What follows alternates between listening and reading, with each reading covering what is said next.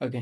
आज चाहिँ म एउटा सिम्पल एउटा स्टोरी नै क्लास प्लानको कस्तो क्रेज थियो त्यति बेला भन्ने एउटा मैले फिल गरेको कुरा भन्छु होइन। मलाई चाहिँ कति थाहा छैन, सानसानो क्लासमा हुँदाखेरि डेस्कमा सियुसी लेखेको थियो क्या होइन। अनि मैले चाहिँ एउटा दिदीलाई सोधेको थिएँ, त्यो कम्पासले कोरेर हुन्छ नि डेस्कमा सियुसी लेखेको थिएँ। मैले चाहिँ एउटा दिदीलाई सोधेको थिएँ, दिदी यो सियुसी भनेको के हो भने एउटा गेम हो अरे होइन।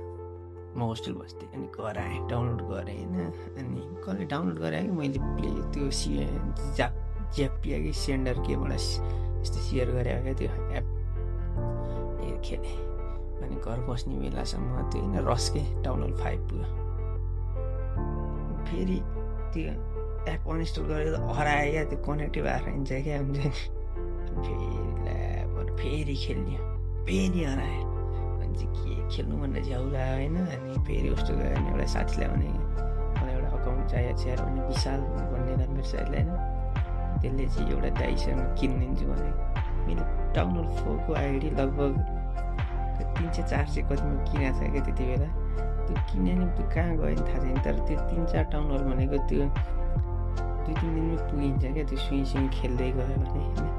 अनि थाहा छैन त्यो 1 दिनमा पनि पुगिन्छ होला, तर हल्का म्याक्स हुन्छ नि, म्याक्स भन्दा पनि थोरै बढाएर। अनि त्यो साथीले किनिदियो अनि छोडिदियो क्या, मलाई पनि बिर्सियो त्यो आइडी। अनि त्यसले मलाई एउटा आइडी दिएको थियो डाउनलोड 7 थियो, अलि त्यो पिङ्क वाल होइन क्या दामी थियो। ल यो चाहिँ आइडी दामी थियो यसले।